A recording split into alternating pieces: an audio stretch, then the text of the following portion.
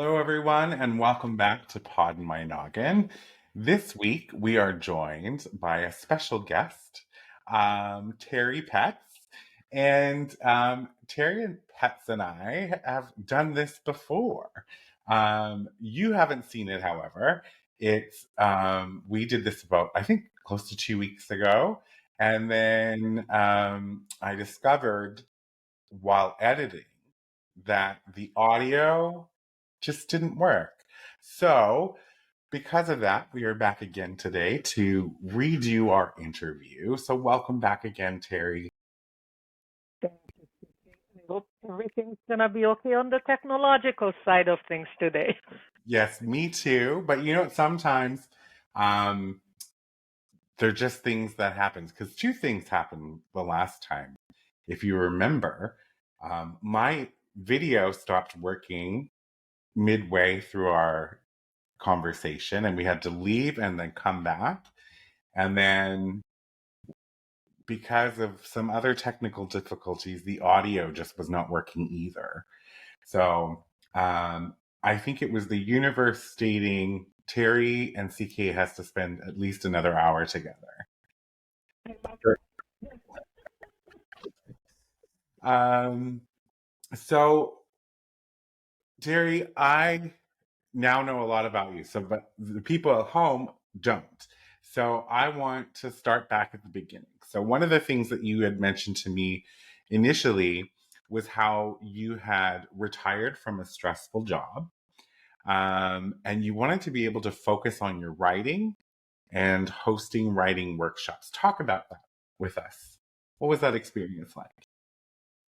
Well, it's scary because I've been working for 43 years, Okay. pretty much nonstop. Have done many things in my life, moved to a few different places, but I've always worked. And then suddenly, I'm not working.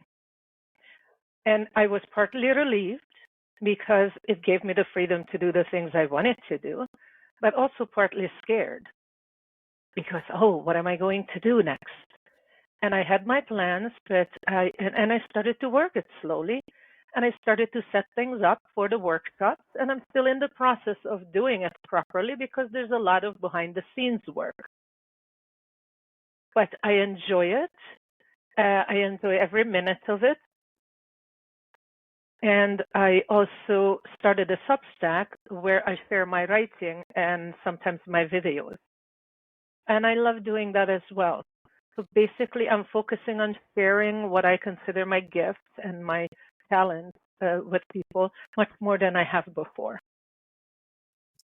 I love that. And was there a particular catalyst when you were working that sort of you just kind of like felt the pull, felt the draw to just say, you know what, enough's enough. I'm going to retire. I'm going to pour into myself. Was there something that particularly happened? Yes, I burnt out on the job. Okay. And I didn't know what hit me because I've never experienced that. And then afterwards, I was on medical leave for about almost 4 months.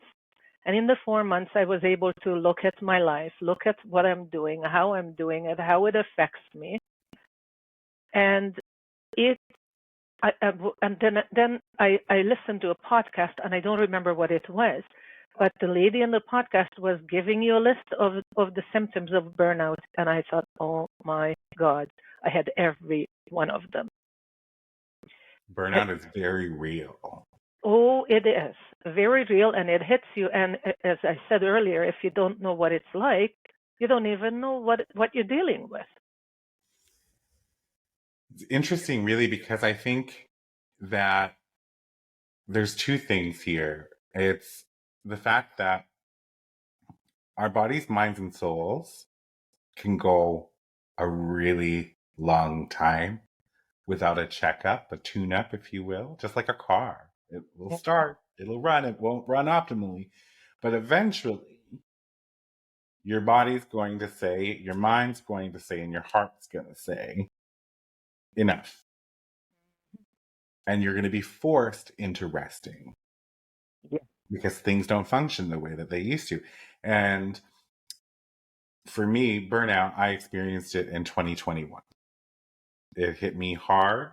I have always been a workaholic in a big way. I always give 150, 200% to any job I'm in. I would work 70, 80 hours in a week, right? Now it was desk work, but when you're working at a desk and you're dealing with complex problems and issues and things like that, it doesn't feel as physically demanding as it would as if you were out like farming or things like that. But it's mentally draining. So like that burnout is real. So you experienced burnout, and that provided you an opportunity to reflect. Yeah. To reflect on how much longer I can do this. And basically, I think what happens is when you go into a regular job, you don't pay attention to your body. You don't do the things that are optimal for your body. You do the things that are necessary to get the job going and satisfy your customers or your employers. But when you're working on your own and you set your own schedule, you can listen to your inner rhythm a lot better than you would when you're obligated to show up at a certain time and be there until a certain time. Mm. Yeah. But then when it also comes with its own sort of issues, right? Of Because course.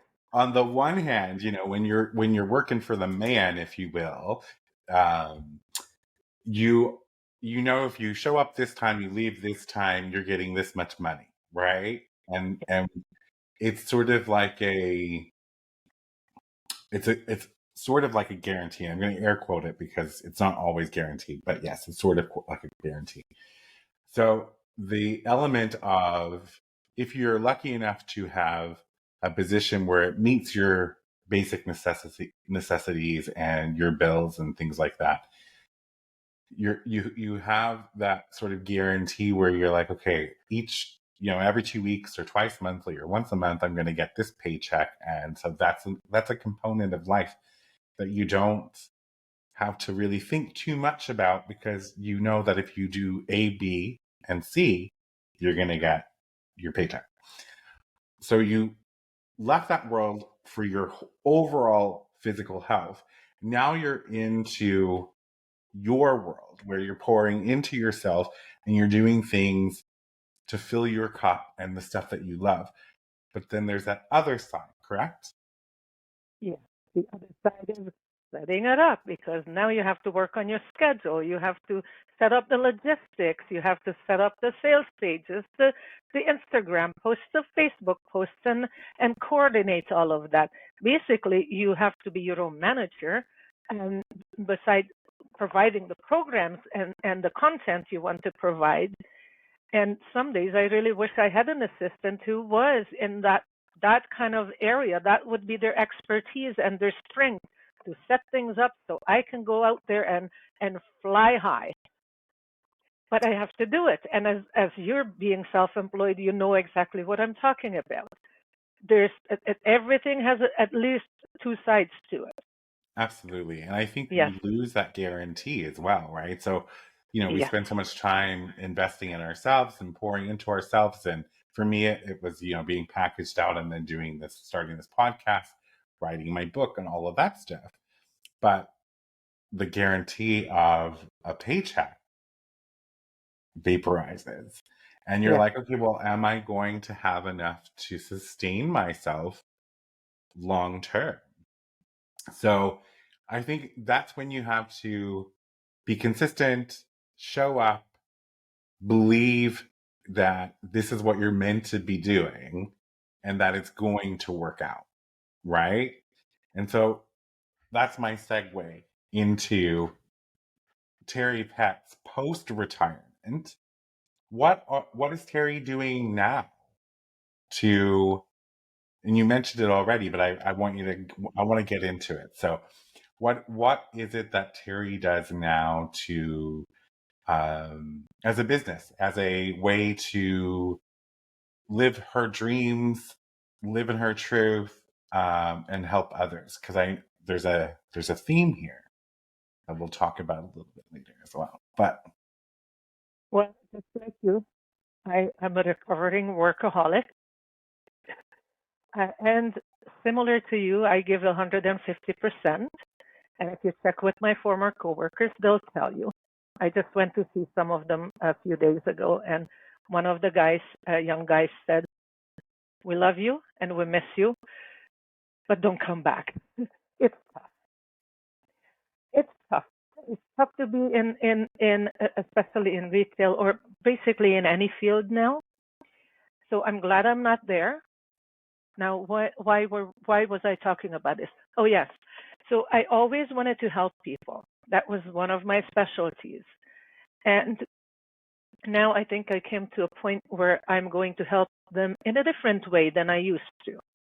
And one of the things that I discovered when I was doing open mics, poetry open mics, and I've done that for the last 6 years, what I discovered is that when people come and share their poetry and share their inner struggles, their feelings, the things that give them joy or pleasure or pain and grief, when they share that, they feel better. And then they feel heard because people witnessed what they had to say. So they feel heard. They feel connected because people give them support during this or after this. And sometimes there's continuing conversations afterwards. And I discovered the healing power of poetry and words. so I want to pause right there because I want to talk about this really briefly. So anyone located in Alberta and also near Lethbridge, if I'm not wrong, right? Lethbridge. Yeah. There is the name is escaping me now. I know it's got owl in it because I love owls. We had this conversation. But what is the name of the bar? It's called Owl Acoustic Lounge. The Owl Acoustic Lounge. So, as I showed you last time, and people at home, if you haven't noticed already, I have a lot. You're only seeing a few of them. I have a lot of different sort of. This is a glasses holder. That's an owl. I have owls everywhere throughout my house. And so when I saw this, when you sent it to me, I was like, oh my gosh. I'm like, so this lounge has an open mic night. When does it happen? Every fourth Wednesday of the month. Every fourth Wednesday of the month. And the premise is? Well, even from minute one when I started it, I wanted it to be all inclusive. I wanted everybody to feel safe, heard, seen, and that's the premise. That's the baseline of it. We don't leave room for hate speech. We don't leave room for judgments. If you come there, you have to respect everybody and act in a respectful way with everybody. And that's the basics of it. And what happens is that people come and they share whatever they feel comfortable sharing. They get 5 minutes to read their poems, and then they're done, and then it's the next person's turn, and they get 5 minutes. Through the 6 years, I've seen a lot of bonding. I've seen a lot of good friendships developing, and for a long time, my motto is that poetry is the language of the heart. I think poetry really brings together people together on a heart level. I think if someone is reading their poetry aloud in front of a group of people, I think that's one of probably the most vulnerable places someone can put themselves in on purpose. You know what I mean? Like just opening themselves up, showing a side of them that was once very private and intimate between them and paper or computer. We don't want to leave out people who don't use paper, like any device that you write on. But so I agree with you that poetry is very much the language of the heart in the sense because it comes from such a deep sort of place. over the 6 years that you've been doing it, what's your show up like? Is it, do you get a lot of volume from people? I'm assuming you also get a lot of regulars as well. Yes, there's always the regulars, and we're always thrilled when new people show up because we like the diversity. I Uh, love it. Typically, it's between 15 and 25 people. That's amazing. It If is. I'm ever in Lethbridge, the fourth Wednesday of a month, I'm going to stop in. I hope you will. Um, just to witness. Who knows? Maybe I'll prepare one of my poems to read as well. But that would be, as I think we discussed last times, that would be a big thing for me to get up in front of someone and read my poetry. But now there was something you had mentioned last time. This is also picked up by your local. There's a local channel that picks up these nights. Yes, it's part of Rogers. It used to be Shaw, but Rogers bought Shaw. Shaw Okay. used to be on the west. You may or may not have heard about them on the east. But now Rogers owns what used to be Shaw, but they still have a community channel. And the local guy, who's the one and only, he's a one-man show. His name is Ryan. He comes and he records the whole event, and then he puts it on community channel, on TV, and also on YouTube for us. I love this. And Yes. what's the YouTube called? Tell It Like It Is Poets. Yes, which I will link in the description on all the podcasts and also on YouTube so that anybody's listening can actually go view it. I think that's fantastic. So then we're looking at, it's inclusive. Have you had any incidents where people have been judgmental or not so friendly? Nothing too bad and too major. And I think people are really, I think they're really clear that they're supposed to be nice and supportive to each other. And they've all been up on that stage bearing their souls. They know what it feels like to be standing there feeling naked or vulnerable. But at the same time, it's also very empowering. Yes. Yes. I can only imagine how empowering it is actually Yes. to be open like that. Now, Yeah. so you've been doing that for 6 years, and you decided through your burnout phase that you wanted to do more with poetry and writing. And one of the things I remember that, you said to me when you filled out my form, I said, "What is your messaging to others?" And you had said, "I will answer this with a poem I wrote." And it says, "Stand tall." I'm going to read it aloud if that's okay. Absolutely. Stand tall. Never let anything bring you down. Walk straight. Never let anyone get you off your course. Plan ahead, but do not worry about the future. Spread your wings. Fly to the highest heights. Reach the stars. Live a full life. Let your instinct guide you. It will always take you where you need to go. It's a beautiful poem, right? Beautifully. Thank you. Thank you. Um, so that's your messaging to the world, is to stand tall and to just do what I get from that is just be you. Loudly, proudly, unapologetically, just be you.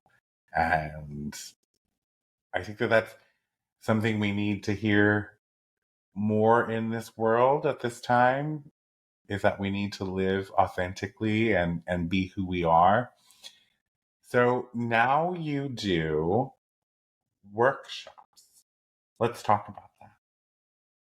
Yeah.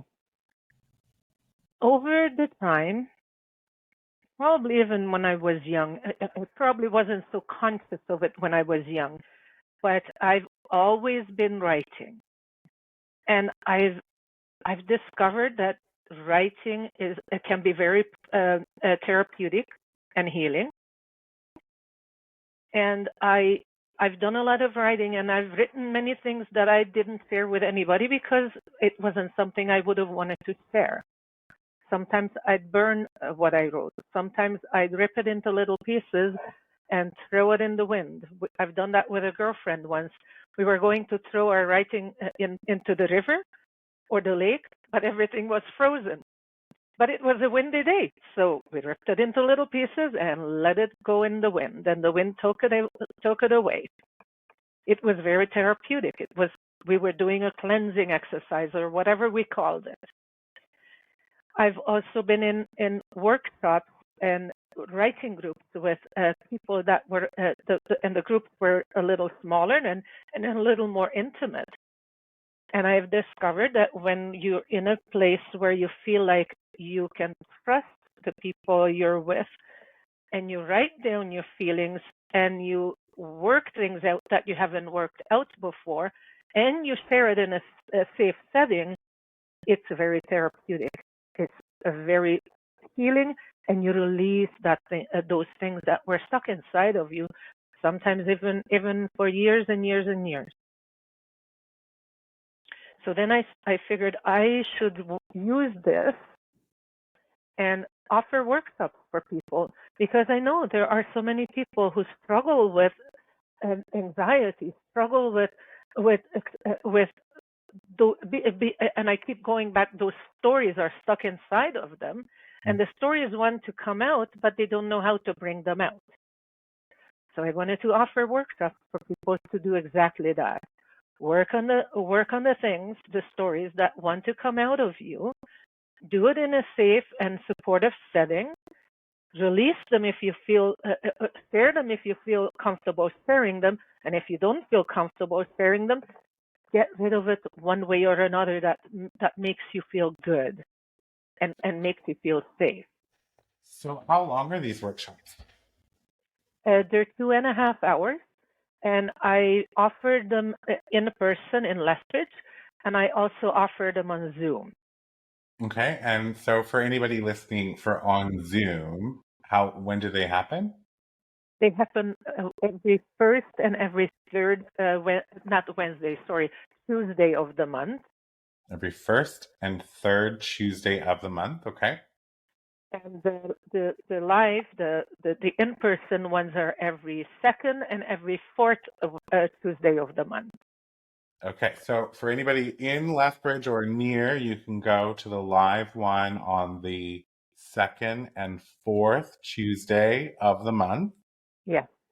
And for anybody who's not around, you can join Zoom the first and third Tuesday of the month. And what times are they? They are at 6 p.m. Mountain Time. Okay, so that would be 8 p.m. Eastern time, right? I believe so. I believe there's 2 hours difference between Easter. Yes.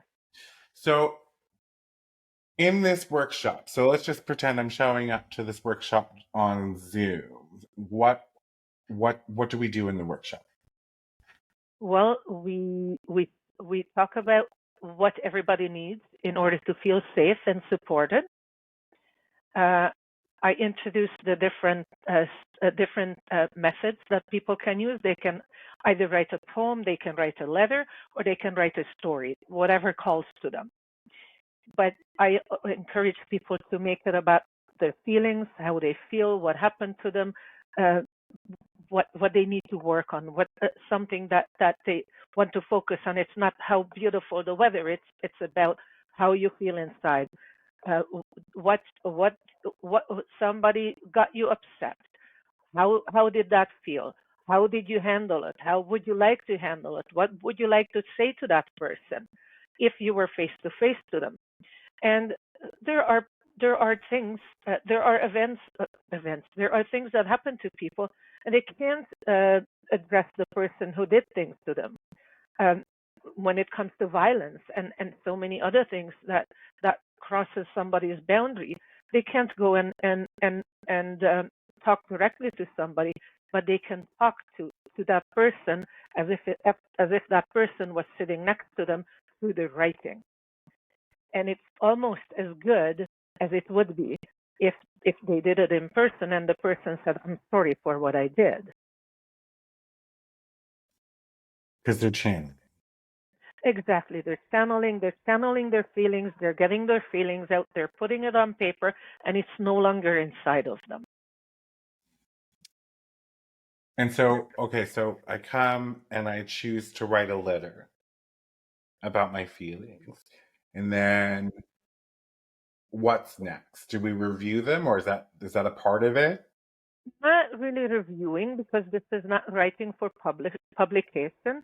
What we do is whoever feels safe and comfortable sharing their stuff, they can share it with the group. Now with Zoom, if I have a larger group, I'm probably going to get into chat rooms. So there will be smaller groups to talk about their stuff, and then they can all do it at the same time. In person, there are people who don't want to share and they just say, "I pass. I don't want to share." And that's okay. So there's no expectation No, to share. But I'm assuming they can share with you privately if they wanted to. they can certainly do that. And some people would feel probably more comfortable sharing afterwards or in a private setting. I was also thinking I'm sure there are people who would like to write about their feelings, but they don't want to do it in a group setting. So I'm thinking of even doing one-on-one sessions with people who require that. I like that. And then, so if I've written a letter, when you're going through that process with them, like I'm assuming there's some structure and guidance on how to get it out, Yeah, prompts and things like that. yeah, exactly. When I introduce what poetry is, and I do it in a very short form because we could talk about it for hours. I just do a short introduction to it, and then I do a short introduction to what it means to write a letter for your mental well-being, because it's all about your mental well-being, or how to write a story for your mental well-being. After that, you can then when it's time to write, and we set up the parameters of what everybody expects and how they want to be supported.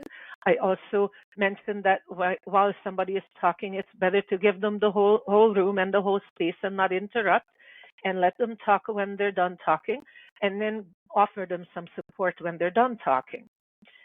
So once people wrote and they wanted to share, they can share, and there can be feedback. And with the feedback, I encourage people to be kind to each other, to be encouraging, to be uplifting, to be understanding, to be supportive to each other, because everybody, especially when people share their raw inner feelings, it's very important that they feel supported and heard. I agree. So this Yeah. sounds like a sort of like a very therapeutic approach. So like what I'm hearing is that you can come to the workshop, you get 2.5 hours with the wonderful Teri Petz, right? So there's your first big bonus. And then you can actually take the time, you get your guidance, you get your support, the safe space is established, the parameters on, you know, decorum is established as well. And then you choose which option that you want to write, whether it's a letter, a poem, or a story. And the focus is to go inward and bring it out. Something that's happened to you or some unresolved feelings or whatnot, you're bringing it out. And then the goal then is, if you want to share, that option is available.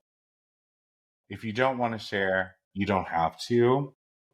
And then I do remember one thing that we talked about last time is that they're encouraged to release, right? Which you mentioned this already about what you did when you were in years past. is they can burn it, drown it. Throw it. Rivers are very symbolic to me, and probably partly because I grew up next to a river, and I Okay. live by a river now.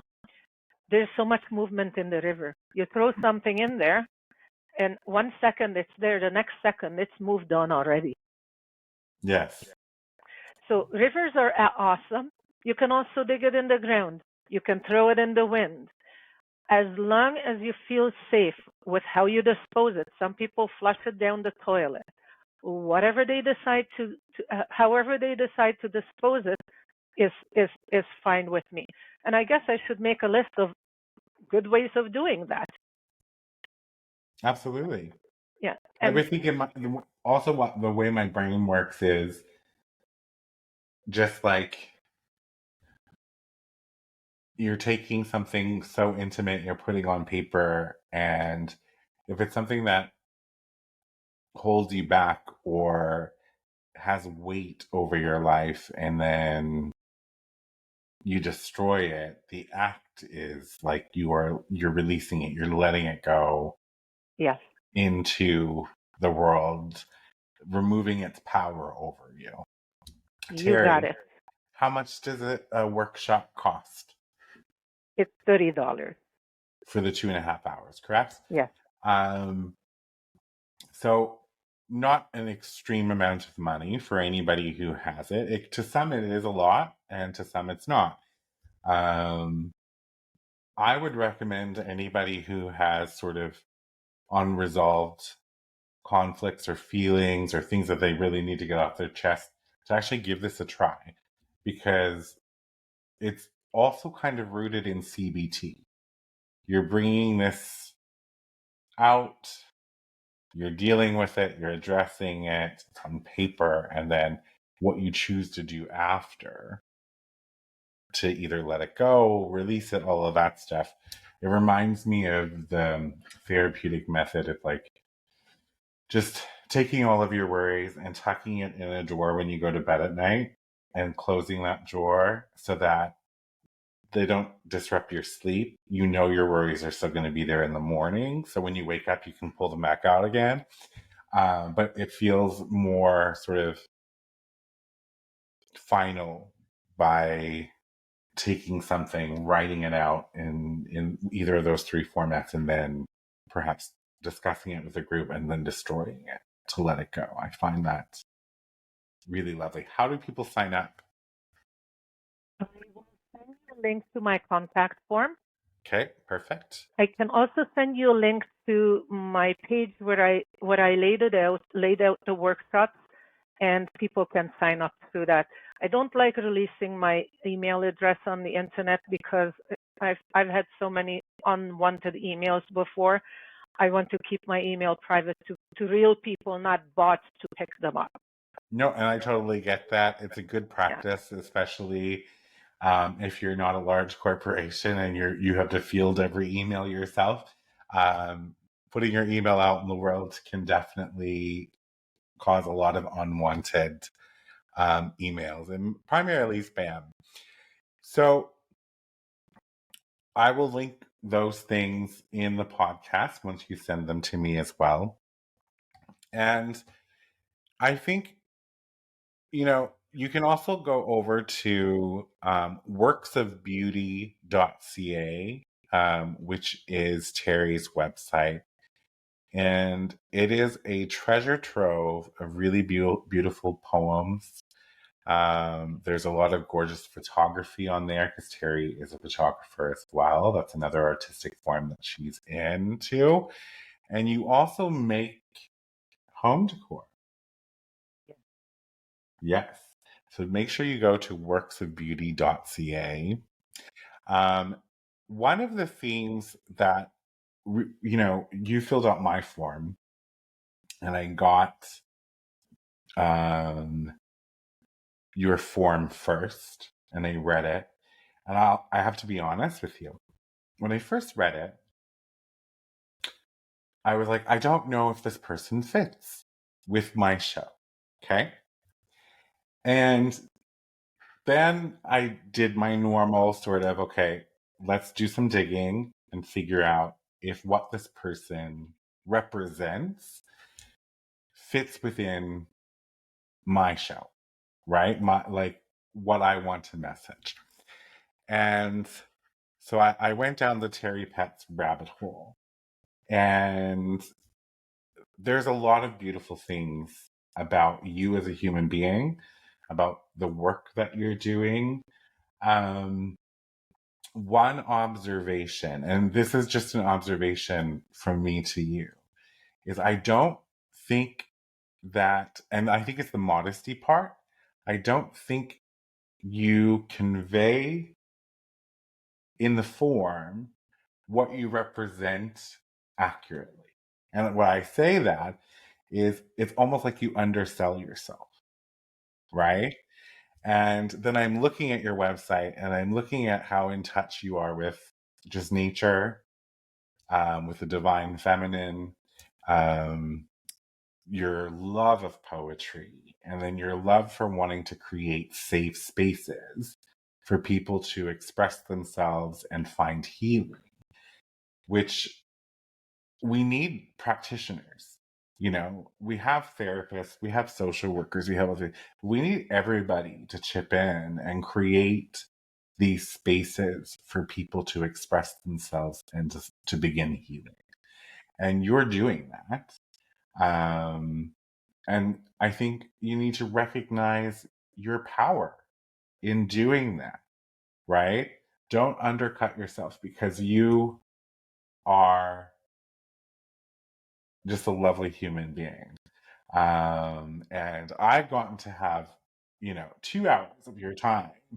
And I adore you. And I know that most people will adore you when they meet you, right? One of the things that I love about your website too is that it's so feminism centric, right? Let's talk about that for a second. What does that mean for you? So firstly, let me wipe my tears because you touched me again, like you did last time. Um, when when somebody first told me that I have feminist poems, I was in a shock, and I thought, "Oh no, I'm not a feminist." But then I am a feminist, and I am in touch with that divine feminine power because that's the most comforting place for most people. It is, yes. Yes. And creative and comforting and supportive and you name it, it's in there. So what I did is I started to think in terms of that feminine power, and there's so many aspects to it. And I'd like to bring it out even more in the future because I'm just getting into this rhythm of doing the things I want to do, but I don't want to do too many things all at the same time either. I'd like to focus on something, finish setting up my workshops and promoting it. And maybe I should hire you to do the promotion because you would write it so much better than I would. Well, I don't know about that. See, but there we are. I think you're underselling yourself again. I think that your words are beautiful. And you need to stand in that, right? And one thing I'll call out is that I think for a lot of people, they have attached a negative connotation to the word feminism, right? And so when I tell someone I'm a feminist, because I am, and I'm a proud feminist, I say I'm not the man hating kind, because I don't hate men. Um, what I am is the type of person who believes in absolute equality across the board for all men and women, right? And we see now in this time a little bit more of a shift in that where women are starting to get their space at the top and there is room for women at the top. with the men, right? That room exists.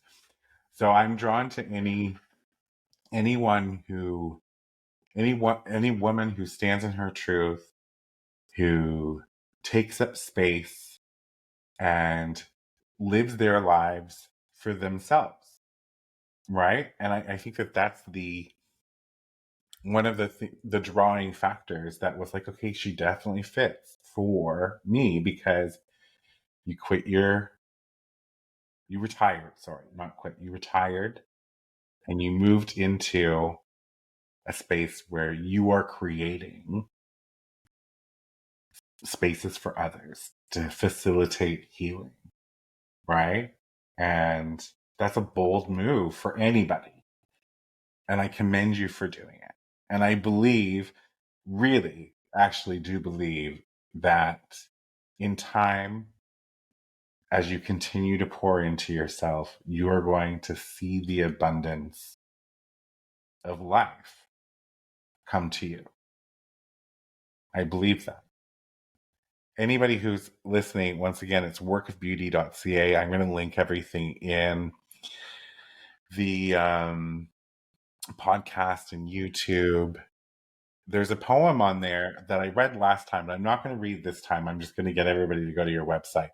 It's a really beautiful poem as well. This one's by Mary Seaver, and it's called To My Ancestresses. I would highly recommend everyone go read that. What's next? And there's one thing else, actually. So you have several Facebook pages and Instagram accounts, which I'll link everywhere as well so that everybody can find you. And then you did mention your Substack, which I'm not familiar with what Substack is. But I do see that it was launched 2 months ago. So for any of the people who understand what Substack is, what is Substack? Actually, I'm just going to ask you. It's a platform for writers, but Okay. now I noticed it's not just about writing, but I think originally it was supposed to be about writers to share their work, Mm-hmm. and there's different levels. There's the free level, and then there's the paid level, because some people want to support writers if they like what they have to say, and they want to pay them. And I think there's a monthly setup and a founder sponsor and another level. I don't remember the exact levels where people can support the writers if they like what they have to say.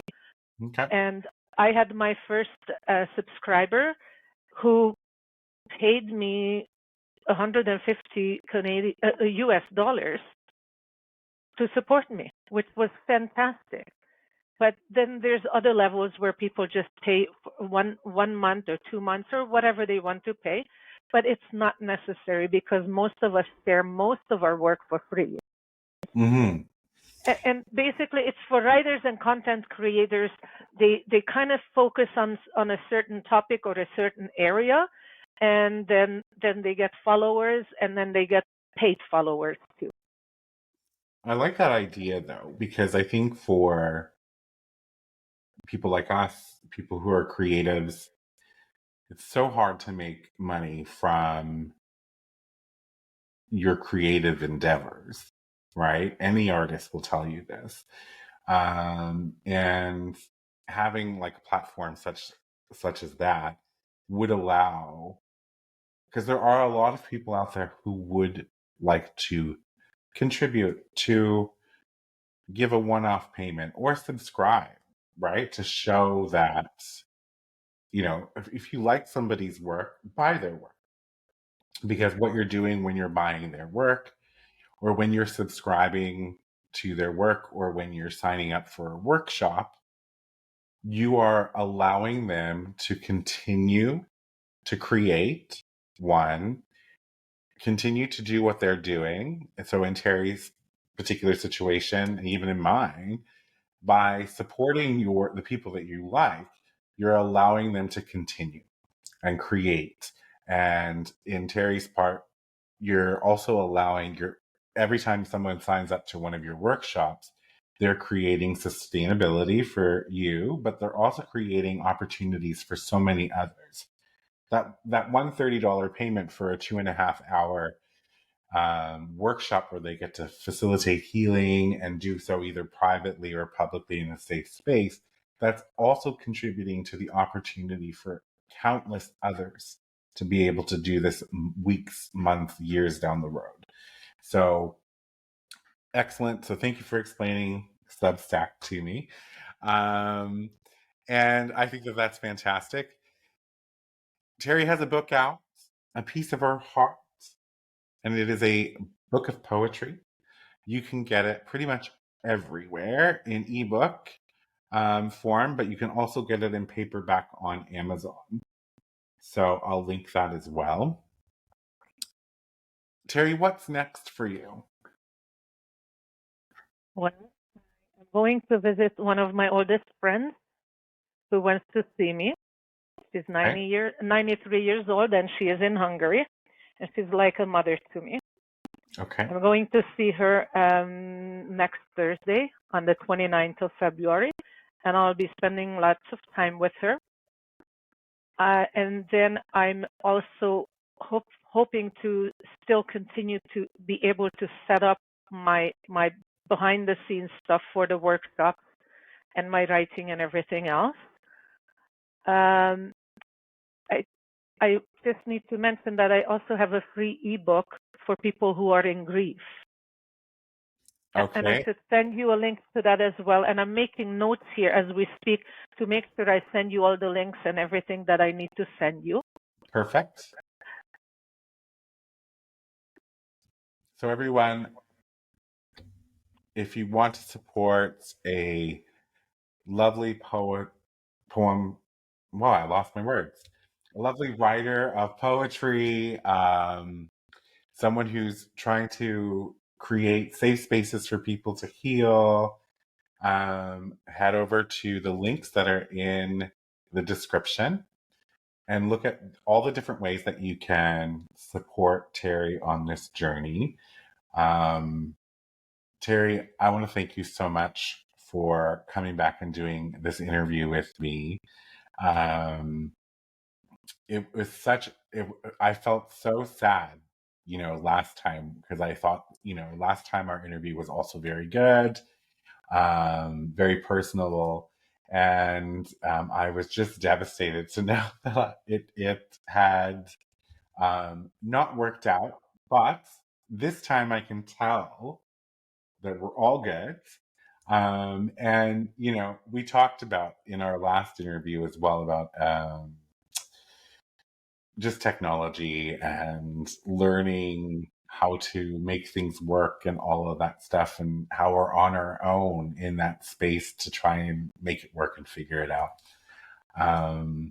But yes, thank you so much for being here with me again today. I really appreciate it. Enjoy your trip to Hungary. And I'm going to keep an eye out on what keeps coming for Teri. Awesome. It's been a pleasure being here again. And even though we had to redo it, it seems like we were meant to connect again. Yes, I would agree. Yeah. Thank you for everything, CK, and I'm wishing you all the best. And Thank you. I hope to stay in touch with you because I feel drawn to your heart. It's a beautiful, beautiful heart.